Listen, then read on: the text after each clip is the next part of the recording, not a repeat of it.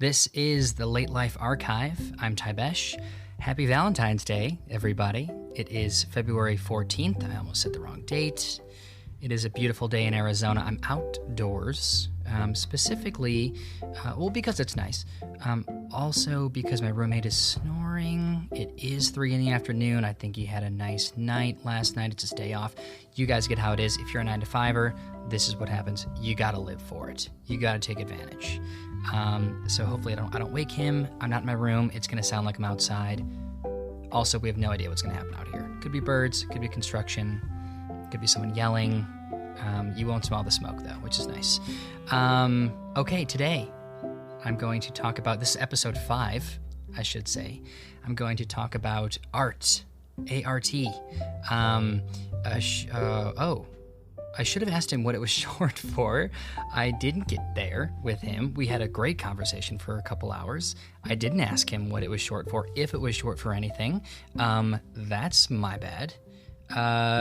Maybe Arthur, right? Artemis? No, maybe, aren't you wondering what it is? No, I don't know what it is. This is not a joke. Anyway, he's a great guy from Florida, relocated to Michigan. We'll talk about why.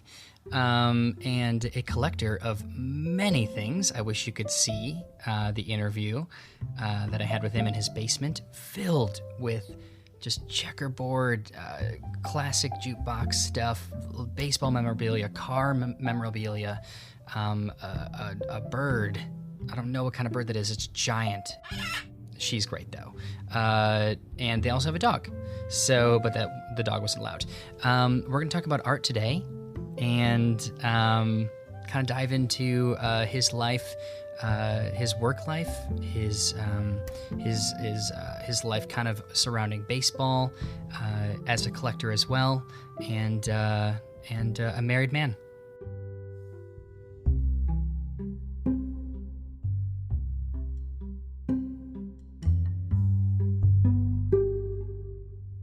So Art is an older guy, but he's very young. Specifically, I noticed because of the way he talks about things. He has a lot of knowledge. This comes from his collecting, I believe. And he's very excited to talk about that knowledge. He's not just a computer with all these statistics and stuff. He knows a lot about things. And from what I heard, I thought it was just baseball. But then I came to realize, being in his basement, it was much more than the game of baseball. It was classic cars, music, different cities in the U.S. I think he just has had a fascination for acquiring knowledge as he grew up. And we'll talk about that in a second. But let me introduce you to him. So Art was born in Clearwater, Florida, back a long time ago, when there wasn't that many people in that area. And actually, Tampa was kind of the biggest city in Florida at the time. He grew up in this kind of farmhouse, many miles away from any paved road. They didn't have a sewer. They didn't have garbage pickup. He told me how they would have to dig holes to put their garbage in, and then, when you'd fill up that hole, you would cover it and dig another one. That was their garbage service. He did say his parents, he used the word poor. It sounded like they were kind of going between jobs a lot. His mother worked at the local diner. As cool as that sounds, you don't make much money doing that. He did mention that. But yeah, it's kind of an interesting, that was the first 4 or 5 years of his life. Maybe, I think 5, because I think he said at 6 years old, they did move to Daytona. But in that time, when he was kind of out in the farmland with nothing to do, digging holes for garbage, he told me of the story, because I asked him, this is how I start most of the interviews. I asked him what he remembers of his early childhood, the earliest memory as he can. And he told me about the diamondback rattler snake that he came across when he said about 4 years old. And he has this memory because of how traumatic it was, basically. Hard to forget once you hear this. So he's with his friends, and he's too young to know, if snakes are good or bad because he hasn't been bitten before, or he hasn't been told, like, you probably don't want to get bitten to find out. But he's out with his friends in the farmland of Clearview, Florida, and they come across this diamondback rattler snake, and it's huge. And he almost goes in to touch it like any kid would. It's beautiful. It's big. It's making this crazy sound. Why wouldn't you? You've seen the cartoons. And his older friend at the time knew better and killed it. Which sadly, I know from experience, having been on a coal mine property, this is what you have to do when you come across these snakes. There's not much you can do when you're that close. And so sure enough, his friend had to kill it. And he tells me that they bring it back to the car, his father's car. And this was some kind of truck. And so it's lifted, it's higher than a normal sedan. And they spread the snake over the hood, across the hood of the car. And the tail touched one side of the ground on the other side of the hood. And on the opposite side of the hood, it almost touched the ground on that side. That's how long this snake was. And he said he'll never forget that picture. He'll never forget seeing how large that snake was. And now, of course, realizing how dangerous those diamondback rattlers are, I think he'll never forget it for that reason as well. They had a tin roof. He mentioned that at the house in the farmland. They had a tin roof, and the way he described rain, because, I love the sound of rain, especially through my travels in Asia on tin roofs. It is so comforting to me. But the way he described it it sounded like a bag of marbles. So I didn't inquire if that was a good or bad thing, but that's how he describes it. His parents, so this is good to note. He was telling me his parents were both 37 years old when they had him. And so in that day especially, that is very old to have a child. I didn't push too much in terms of why or, if it was planned or anything like that. But the reason he told me this was because he grew up with older people around. And this kind of led him to want to connect with older people as friends and to talk to people that are older to kind of acquire knowledge, because from very young he realized, these people, there's a plane, these people are much older than all my friends' parents, and they've been through a lot more. And so that immediately told him, if I talk to people that are older, they can give me knowledge. What an incredible thing to kind of live by when you're that young. Of course, it's a great idea. And I tend to share this. I identified with this with him as well, in terms of this is kind of how I've treated life in the past, 15 years is I'm not really interested in people that are in my situation because we're on the same kind of path. And of course, we have different thoughts and different experiences, but I'd much rather talk to someone that's been there, done that, and I want to learn from them. This is why I started the project. I want to be able to learn from these elders. It's a selfish thing, but of course it helps the families preserve as well. So yes, I identified with this. I totally agree. It's really interesting to think about that. He said most of his friends were 8 to 10 years older than him when he was growing up, because that's the people he kind of latched on to. So and then right after that, he kind of jumped to talking about collecting, and that kind of went hand in hand in terms of he appreciated older people for their knowledge, and in his way of acquiring it as well was collecting different things.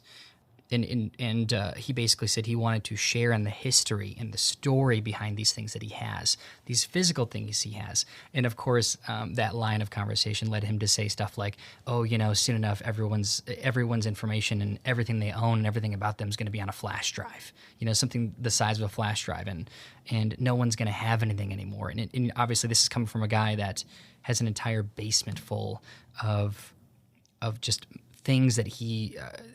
physical things that he can look at and tell a story from. I don't know what to think about that. I completely agree. I'm very nostalgic myself. I like to collect things in terms of to be able to display them either in my room or my house, in my car, whatever it is, or just save them in a box because I know that it's a story I don't want to forget, and so I can keep reminding myself of that by looking at it. So, yeah, I definitely agree with that, and there's other reasons that he started collecting, but we'll get to that soon. So back to his younger life and his parents. He did mention to me a few times they were poor, and I heard this with Rich when I interviewed Rich Liu. Art said that because his parents had so little money, the Christian school in the area basically cut a deal with the parents. They were like, hey, we also think your kid should get a great education. It was him and his brother at the time. And the school basically let them go to the private school each year for $5 each. That's what they made the parents pay. And he told me this because he said that the school told them they can't tell anyone that this was happening. And so they truly were just going out of their way to help this family. And the reason he mentioned this is because he sees the school as like his foundation, his strong foundation, he put it. In a way, he said, if he hadn't gone to this school, he wonders kind of where he would be now, what path he would have taken, specific because of the area he was in, his parents' income and their situation. He still wonders to this day kind of how things would be different. And of course, you never know, but he does recognize that this opportunity was very important to kind of the trajectory of his life from there. While he was in school, he did the paper route. That's the second time I've heard this already. Mark told me that. But for this one, because this is obviously much earlier than Mark, when he was on this paper route, he had to roll his own papers. Before you go out, he had to roll them. And then he had to throw them all in a huge canvas bag and just sling it over his shoulder. And you ride around. But this is the weirdest part about it, because it's earlier days. He had to collect the money from the people.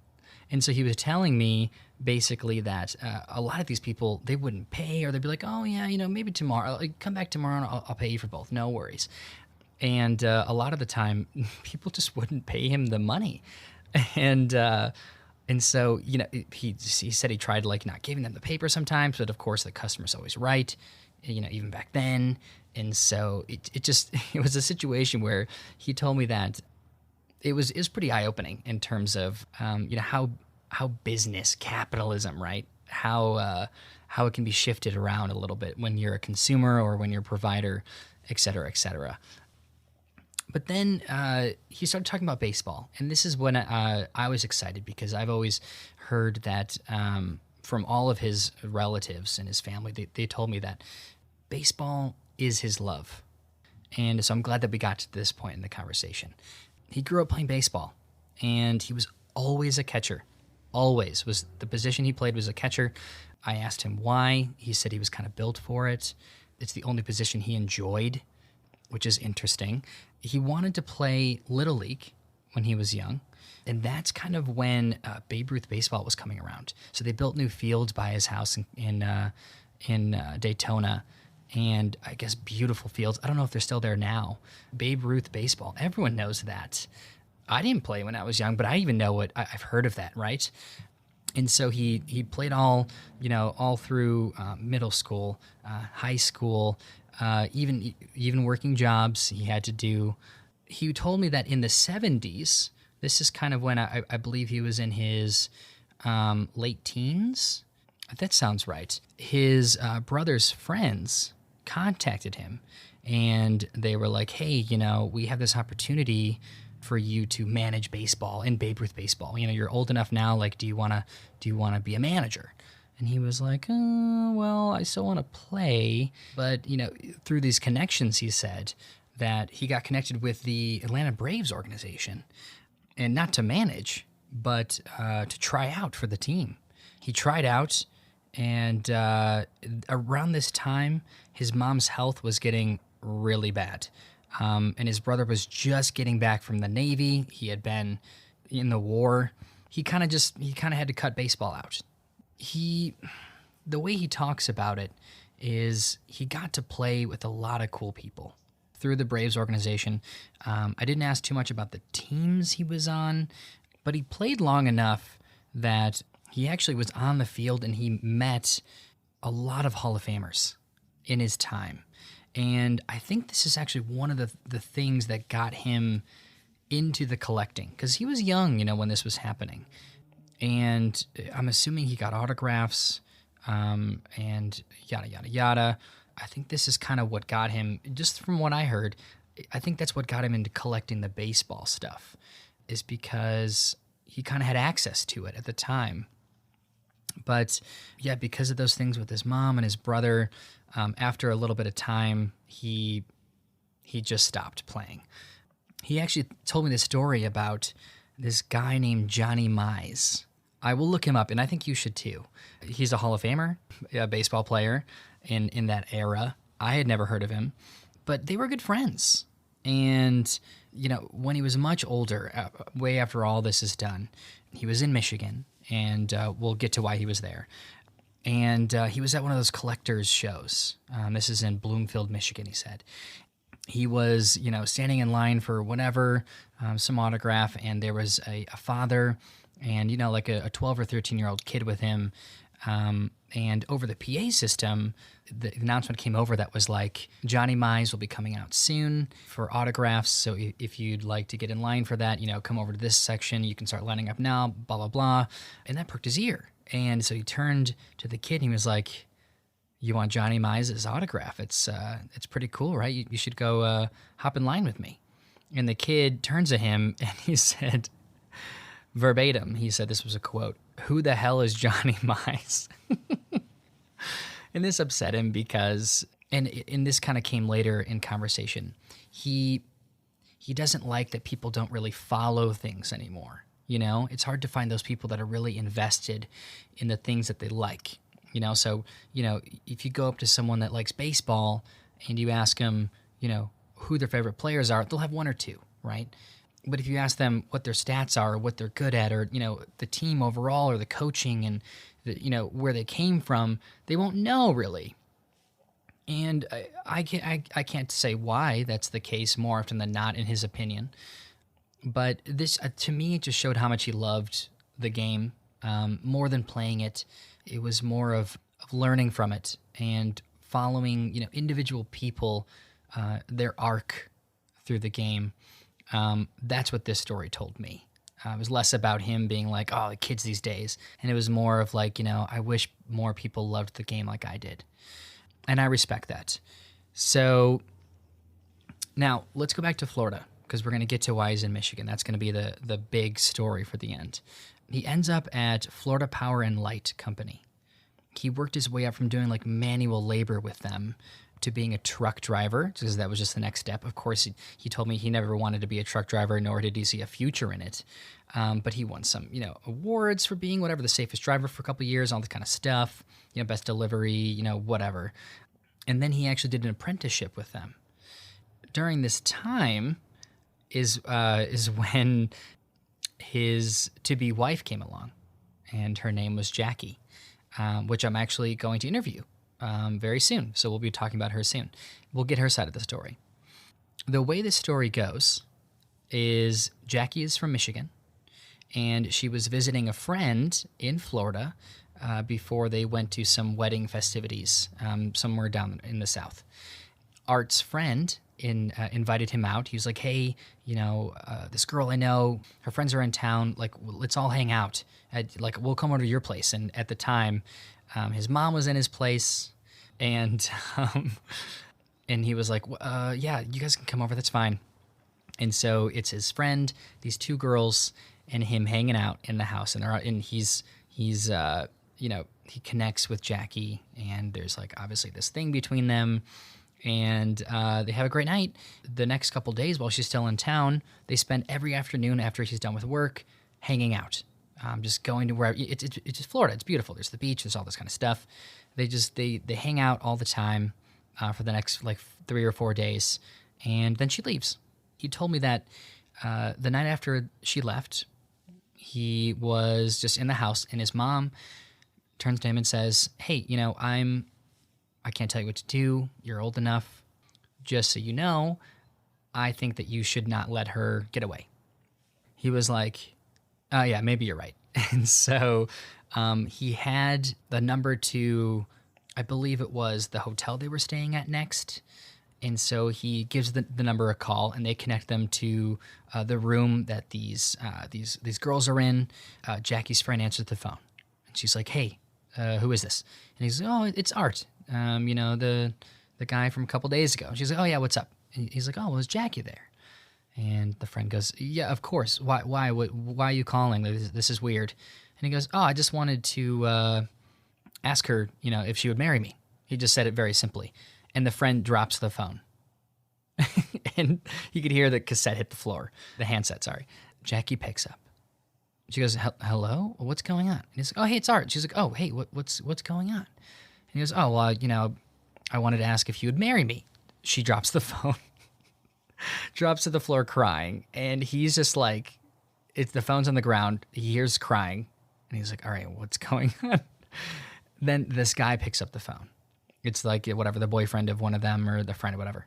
And he goes, "Hey, what is going on? They're crying. Like, who is this?" And he goes, "Oh, it's Art." He's like, "Okay, well, what do you want, Art?" And he goes, "Oh, well, I just wanted to ask her to marry me." And the guy just starts laughing. Yeah, so sure enough, they met on a Sunday. This is how he tells it.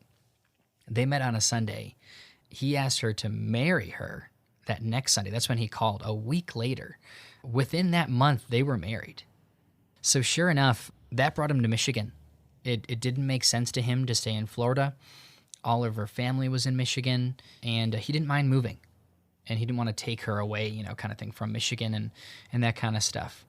He moved on up to Michigan, and that's when he started with this company called Kelsey Hayes. And that was the remainder of his career. So this is a 2-job career guy in terms of, once he's out of high school. Florida Power and Light, working his way up. Then, of course, this marriage kind of uproots him, takes him to Michigan, starts at Kelsey Hayes, also kind of from the bottom. He said he was sweeping the parking lot or something. He just got in however possible, kind of worked his way up. He had some connections later on, years later, was kind of an upper management, whatever, in the office. That's also, that was his last job. What's sad is the interview kind of took a turn from here. I could tell he didn't have a very good experience with this company. He sees it as they kind of forced him into retirement because he was getting older. For him, he had put in all of these years with them. It was kind of disrespectful in his opinion, the way things went down. And this is many, many years later, after, first working with them. He was kind of higher up and stuff, and he was making big decisions. Yeah, it made me, the way he was explaining it, it kind of made me think, oh, well, this is why I'm a freelancer. Because I had just a little bit of a taste of, oh, man, that plane. I had just a little, that must be right overhead. Wow, that's loud, right? I guess we can just enjoy this airplane for a second.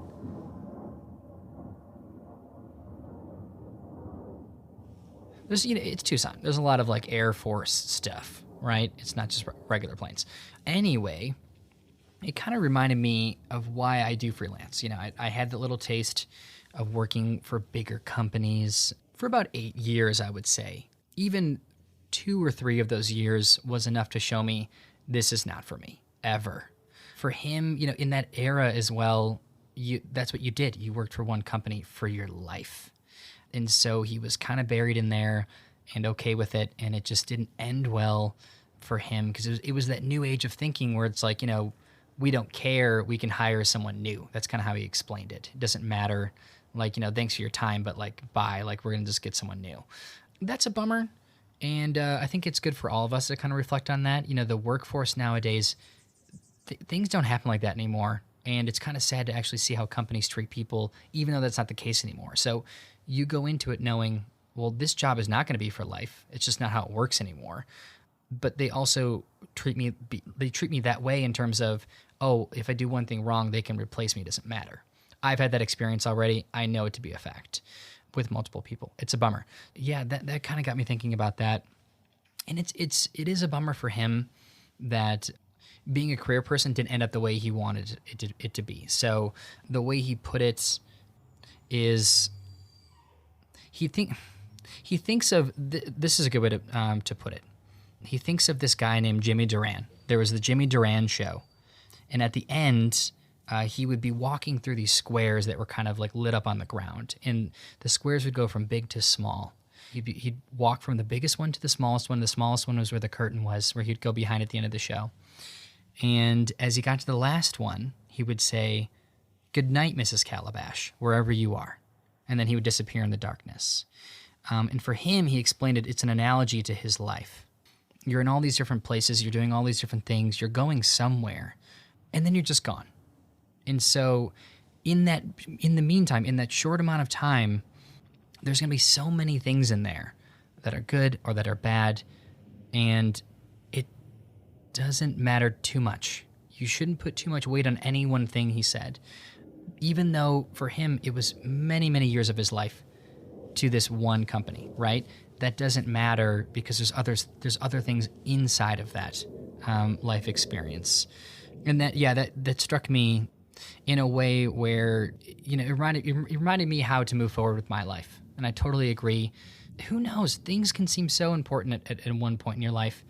And of course, I've already had this. I look back and I'm like, oh, what was that about? And he kind of lived through that already. And, he's in retirement. And so now it's like different experiences and different things. And so he's kind of being able to reflect on all of that. And this is when he started talking about how his collection, which I thought was just, his loving history, stories of things. This is when he said that his collection was actually his way of filling in the voids that didn't happen in his life in reality. And so he was kind of living through them as a way of like, oh man, I could have been doing this stuff, or this could have been me. And that's the darker side to his collection. And so there is both sides of it, which I totally agree, and I'm glad there is. I'm glad it's not just some weird, creepy, hoarder thing going on. He loves the stories and the history behind all of these things. That's great. If it was just that, it would be a little unhealthy, in my opinion. But it's not just that. It's him going, I could have been in this, whatever this is. I could have been a Major League Baseball player. I could have been, this classic car, builder, whatever, which he also collects classic cars. It was his way of just being like, things didn't go that way for me, but it's nice to imagine. And that's kind of the way I see it now that I say that, is it's him, even at this age, being able to creatively think and daydream about things. I see nothing wrong with that. He said that he actually has regrets. And I loved this, that he said this. He said, yes, I have regrets in life, but they don't have value because he doesn't apply value to them. And he said, you just got to enjoy the memories that you do have. And that's just the way it goes. That was great to hear. Him and his wife have been through a lot of struggles and hurdles, he says, but he's always stuck with her. That's another thing. And I don't care what generation you're from, it is very hard to stay with someone in the sense of marriage, in that law-abiding contract that you have with someone. People change, things happen, it gets very hard, and it sounds like to me that he's been through a lot of that with his wife, and they both have stuck it through with each other. And that's when he mentioned, nowadays, it seems it's way too easy to walk away. And I kind of agree with that. You look at dating apps, you look at just dating in general and relationships in general nowadays. We're so easily distracted by so many things around us. We're just always so stimulated by things that can pull our attention away and be like, oh, it's better over here anyways. Like, don't worry about it. Yeah, it is easy to be like, you know what? Red flags, too many red flags, gotta go. Or like, this job isn't working out, meh, got another one tomorrow. I kind of agree with that. I think it's across the board. I think everyone can think like that at any point in time.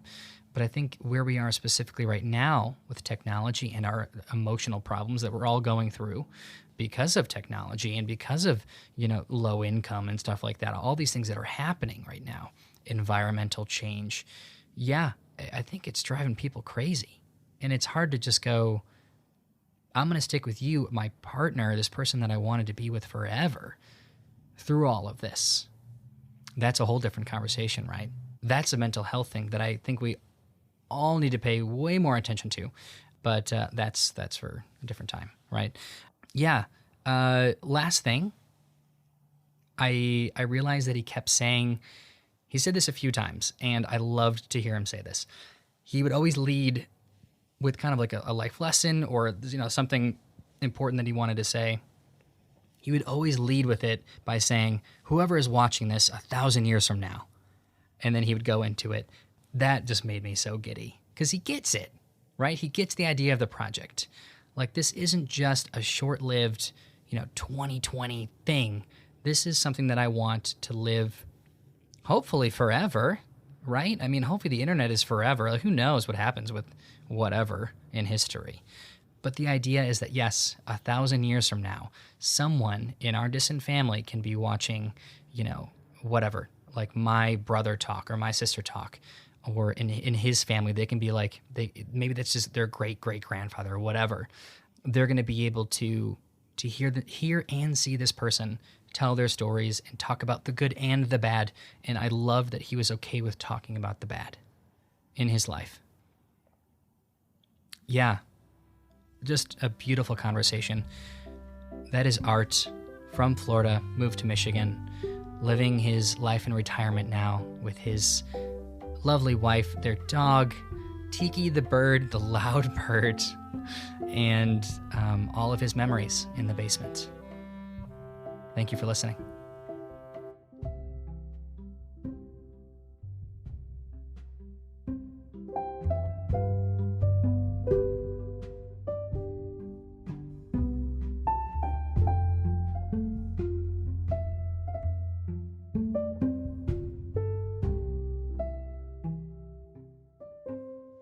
Now, folks, that's it for Broadway. Good night to all of you, and good night, Mrs. Calabash, wherever you are.